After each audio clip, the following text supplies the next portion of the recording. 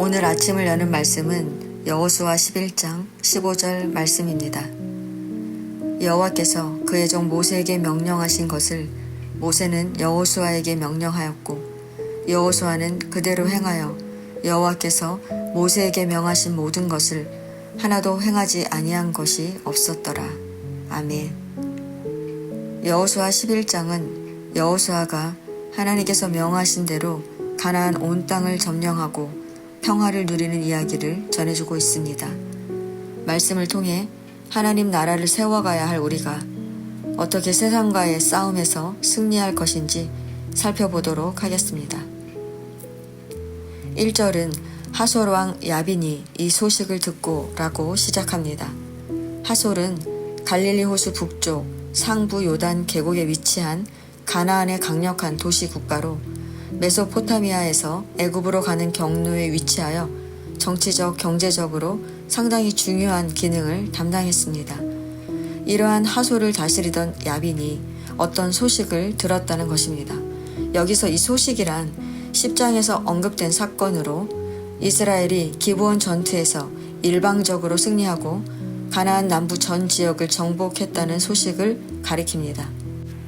이미 이스라엘이 요단강을 건너기 전부터 이스라엘 백성에 대한 소문은 요단 서편에 널리 퍼져 있었습니다. 그런데 요단강을 건너온 이스라엘이 여리고성과 아이성 전투를 대승리로 이끌면서 가나안 중부를 격파한 후 가나안 남부의 동맹군들을 완전히 섬멸했다는 소식이 들리니 하솔 왕 야빈이 얼마나 충격이겠습니까? 그래서 야빈이 북부 지역에 근거지를 둔 왕들을 모아 메론 물가에 집결시켰는데 이 북부 동맹군들의 수는 해변의 수많은 모래와 같이 수요조차 집계할 수 없을 정도로 엄청난 규모였습니다. 게다가 그들은 말과 병거 등 최신 병기를 갖춘 강력한 연합군이었습니다. 무려 5절에 걸쳐 이 같은 상황을 기록하는 것은 이스라엘 민족이 그들 스스로의 힘만으로는 싸워 이기기 어려운 상대라는 것을 보여주기 위해서였습니다. 이제 이스라엘은 가나안을 정복하기 위한 최대 고비이자 위기를 만난 것입니다. 당연히 이스라엘이 두려울 수밖에 없는 상황입니다. 그런데 6절을 보면 하나님께서 여호수아에게 두려워하지 말라. 내일 이맘때에 내가 그들을 이스라엘 앞에서 넘겨주어 몰살시키리니 너는 그들의 말 뒷발의 힘줄을 끊고 그들의 병거를 불사르라고 말씀하십니다. 지금까지 가나안 정복을 했던 것처럼 하나님께서 싸워주신다는 것입니다. 이스라엘은 하나님의 말씀을 믿고 싸우기만 하면 됩니다. 그런데 6절 후반절을 보면 하나님의 명령 가운데 지금까지와 달리 추가되는 것이 있습니다. 말 뒷발의 힘줄을 끊고 그들의 병거를 불사르라는 것입니다. 왜 말 뒷발의 힘줄을 끊고 병거를 불사르라고 하셨을까요? 이스라엘이 말과 병거를 많이 가지고 있으면 하나님을 온전히 의지하지 못하기 때문입니다. 성도 여러분, 우리가 불순종하는 건 바로 이와 같은 상황에 놓일 때입니다. 하나님의 말씀대로 끝까지 추격해서 승리하고 보니 굳이 말 뒷발의 힘줄을 끊고 병거를 불살라야 하나? 말과 병거는 전쟁할 때 기묘하게 쓰이는 것인데 부터 시작해서 자원 낭비다. 말이 무슨 죄냐? 불쌍하다. 우리는 수많은 이유들을 들이대며 말과 병거를 차지하려고 합니다. 그런데 성도 여러분, 이것은 순종이 아닙니다.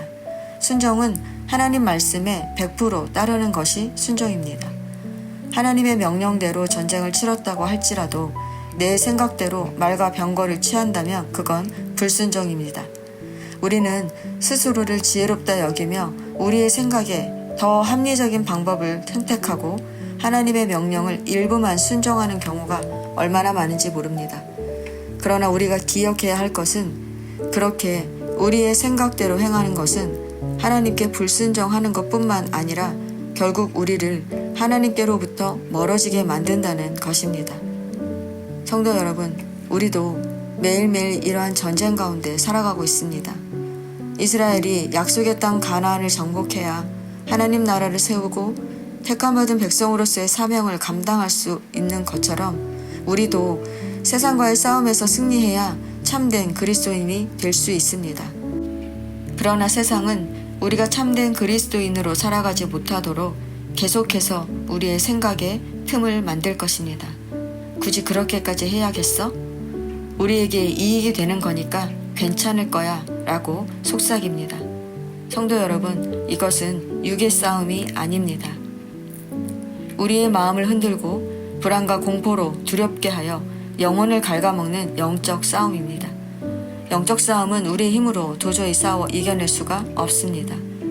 성도 여러분, 출애굽 1세대가 약속의 땅 가나안을 보고 젖과 꿀이 흐르는 땅이라는 것을 알았지만 그들이 들어가지 못했던 것은 자신들이 메뚜기 같아서 도저히 가나안 거주민들을 이겨낼 수 없다는 생각에서 시작되었다는 것을 기억하십니까? 성도 여러분, 우리의 생각은 우리를 무너지게 할 뿐입니다. 우리에겐 하나님이 필요합니다. 그리스도인은 우리의 생각대로 세상을 살아가는 사람이 아니라 하나님께 묻고 명령하시는 대로 순종하며 사는 사람입니다. 지금 우리는 수많은 생각 속에 갇혀 하나님의 말씀을 떠올릴 겨를 없이 어느새 우리 생각대로 행동하며 살아가고 있지는 않습니까? 생각을 멈추십시오. 우리가 우리 생각대로 살아갈 수밖에 없는 연약한 존재이지만 우리는 하나님의 말씀으로 우리의 생각을 채워야 합니다. 그러면 우리도 여호수아처럼 하나님이 명하신 모든 것을 하나도 행하지 않은 것이 없이 다 행하는 믿음의 사람이 될 것입니다. 오늘도 우리에게 주어진 이 하루, 내 생각을 멈추고 하나님이 명하시는 그대로 100% 행하며 사는 저와 여러분 되시기를 축원합니다.